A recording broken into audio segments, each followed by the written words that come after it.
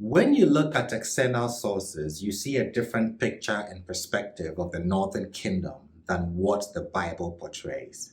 Again, take the Omrides. The gripping biblical narrative of the Omrides is a fascinating blend of some history, theology, and fiction. It captures the theology and events that transpired during 7th century BCE, and its inconsistencies reveal how greatly this narrative was shaped by those who wrote it. Although it was reported that Samaria had been invaded by Ben-Hadad of Damascus during the reign of King Ahab, archaeological evidence has revealed this to not be the case. This was later in the history of the Northern Kingdom.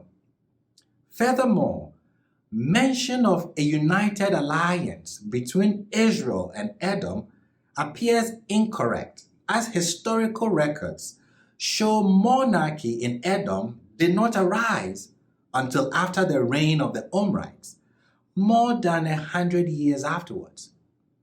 Fortunately for us, historical sources have provided us with external perspectives of the Omrides as powerful rulers and political forces to be reckoned with in the Near East. Through research, it's evident that their military strength was unparalleled for its time period. From around 900 BCE, the 9th century, ancient Near Eastern records from the Assyrians as well as accounts from other powers of the Near East offer an enlightening glimpse into the biblical world of events and characters. These non-biblical texts provide us with a unique opportunity to explore this period in history from another perspective. These records lay bare an exciting chapter in history previously known only through scripture.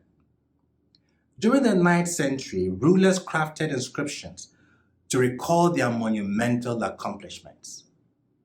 These important writings provide concrete dates for major events and people mentioned in the Bible, offering a unique insight into the northern kingdom of Israel's vastness and might throughout history. One of the most important is the Mishnah Stele. You can pause the video and read part of it on the screen to my left or to your right. Mishna's inscription paints a vivid picture of the expansive reach of Israel during his reign, even with his obvious disdain for Omri and Ahab. The success of their kingdom extended well beyond its origin in the Central Hill country, stretching to both far east and south. The House of David inscription, written by Hazael, king of Damascus, around 835 BCE, opens our eyes to the conflicts between Aram Damascus and the northern kingdom of Israel.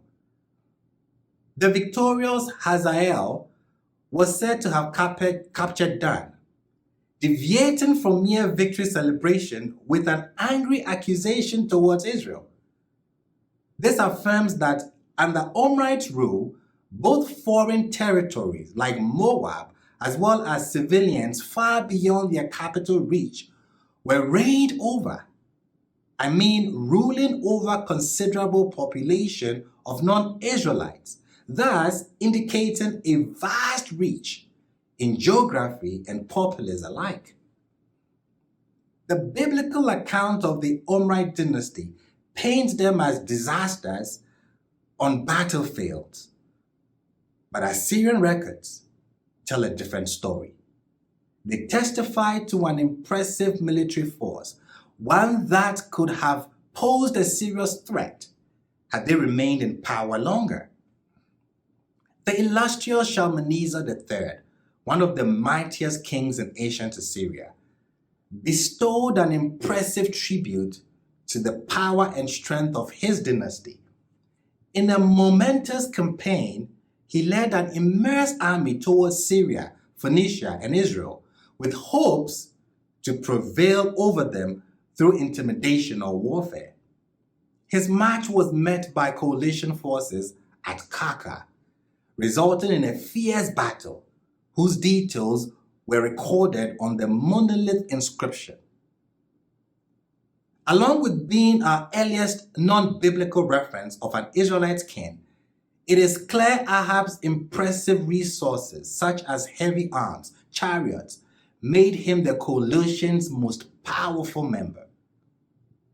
Though the Bible speaks of an Aramean army besieging Samaria, our knowledge of biblical history is supplemented by 3 ancient inscriptions from Assyrian sources, the arch enemies of the northern kingdom of Israel.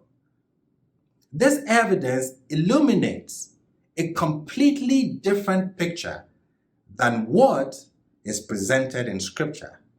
Omri and his successors weren't just struggling to maintain their freedom against foreign opponents, but were actually militarily formidable rulers who extended the reach of their kingdom with an immersed standing army. These kings leveraged international power politics to protect themselves, even as they faced ever-mounting pressure via the Assyrian Empire. At a time when the kingdom of Judah was passed over in silence in Shalmaneser's inscription. We wonder why that is.